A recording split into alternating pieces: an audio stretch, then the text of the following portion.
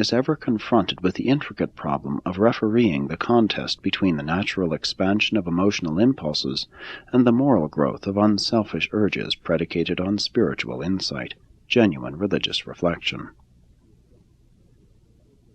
The attempt to secure equal good for the self and for the greatest number of other selves presents a problem which cannot always be satisfactorily resolved in a time-space frame.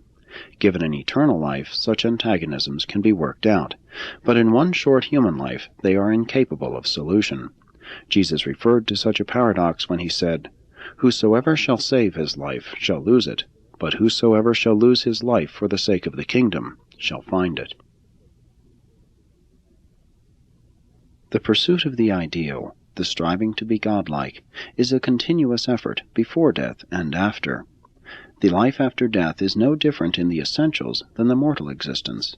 Everything we do in this life which is good contributes directly to the enhancement of the future life.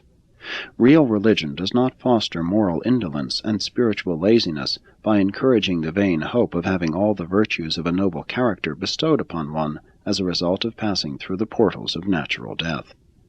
True religion does not belittle man's efforts to progress during the mortal lease on life. Every mortal gain is a direct contribution to the enrichment of the first stages of the immortal survival experience.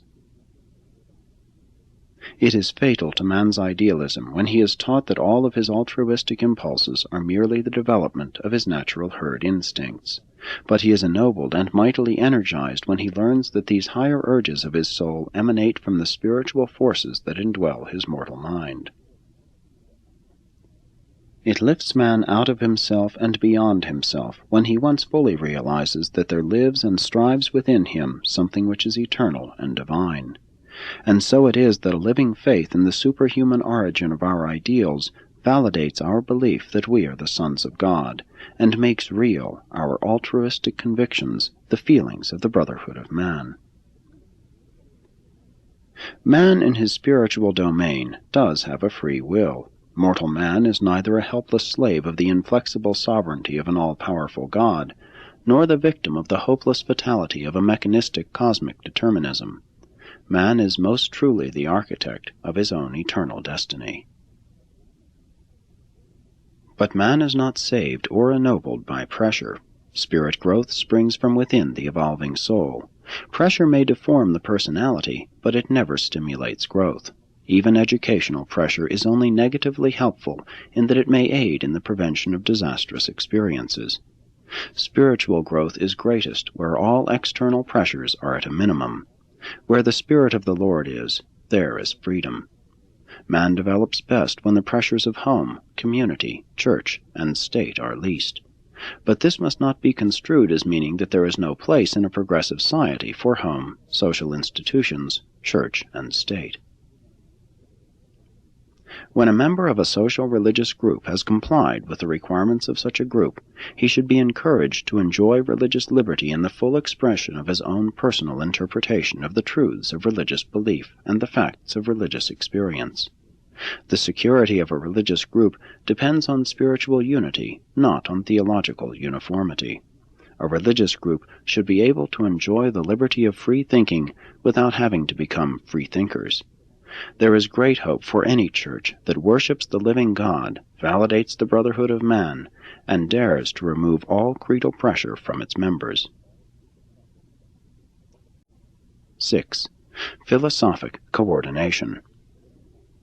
Theology is the study of the actions and reactions of the human spirit. It can never become a science, since it must always be combined more or less with psychology in its personal expression, and with philosophy in its systematic portrayal.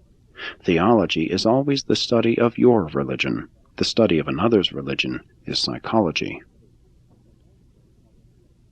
When man approaches the study and examination of his universe from the outside, he brings into being the various physical sciences. When he approaches the research of himself and the universe from the inside, he gives origin to theology and metaphysics.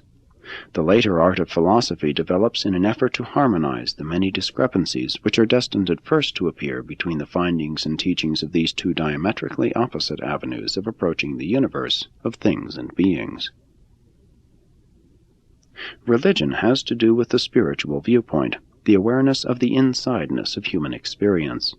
Man's spiritual nature affords him the opportunity of turning the universe outside in. It is therefore true that, viewed exclusively from the insideness of personality experience, all creation appears to be spiritual in nature. When man analytically inspects the universe through the material endowments of his physical senses and associated mind perception, the cosmos appears to be mechanical and energy material. Such a technique of studying reality consists in turning the universe inside out. A logical and consistent philosophic concept of the universe cannot be built up on the postulations of either materialism or spiritism, for both of these systems of thinking, when universally applied, are compelled to view the cosmos in distortion, the former contacting with the universe turned inside out, the latter realizing the nature of a universe turned outside in. Never then can either science or religion, in and of themselves, standing alone, hope to gain an adequate understanding of universal truths and relationships without the guidance of human philosophy and the illumination of divine revelation. Always must man's inner spirit depend for its expression and self-realization upon the mechanism and technique of the mind. Likewise must man's outer experience of material reality be predicated on the mind consciousness of the experiencing personality. Therefore are the spiritual and the material, the inner and the outer human experiences always correlated with the mind function and conditioned, as to their conscious realization, by the mind activity. Man experiences matter in his mind. He experiences spiritual reality in the soul, but becomes conscious of this experience in his mind. The intellect is the harmonizer and the ever-present conditioner and qualifier of the sum total of mortal experience. Both energy things and spirit values are colored by their interpretation through the mind media of consciousness. Your difficulty in arriving at a more harmonious coordination between science and religion is due to your utter ignorance of the intervening domain of the Morontia world of things and beings. The local universe consists of 3 degrees or stages of reality manifestation: matter, Morontia, and spirit. The Morontia angle of approach erases all divergence between the findings of the physical sciences and the functioning of the spirit of religion. Reason is the understanding technique of the sciences. Faith is the insight technique of religion.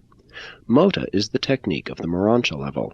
Mota is a supermaterial reality sensitivity, which is beginning to compensate incomplete growth, having for its substance knowledge reason, and for its essence faith insight. Mota is a super-philosophical reconciliation of divergent reality perception, which is non-attainable by material personalities. It is predicated in part on the experience of having survived the material life of the flesh. But many mortals have recognized the desirability of having some method of reconciling the interplay between the widely separated domains of science and religion, and metaphysics is the result of man's unavailing attempt to span this well-recognized chasm. But human metaphysics has proved more confusing than illuminating. Metaphysics stands for man's well-meant but futile effort to compensate for the absence of the mota of Morontia. Metaphysics has proved a failure. Mota man cannot perceive. Revelation is the only technique which can compensate for the absence of the truth sensitivity of mota in a material world. Revelation authoritatively clarifies the muddle of reason-developed metaphysics on an evolutionary sphere. Science is man's attempted study of his physical environment, the world of energy matter. Religion is man's experience with the cosmos of spirit values. Philosophy has been developed by man's mind effort to organize and correlate the findings of these widely separated concepts into something like a reasonable and unified attitude toward the cosmos. Philosophy, clarified by revelation, functions acceptably in the absence of mota and in the presence of the breakdown and failure of man's reason substitute for mota, metaphysics. Early man did not differentiate between the energy level and the spirit level. It was the violet race and their Andite successors who first attempted to divorce the mathematical from the volitional. Increasingly has civilized man followed in the footsteps of the earliest Greeks and the Sumerians, who distinguished between the inanimate and the animate.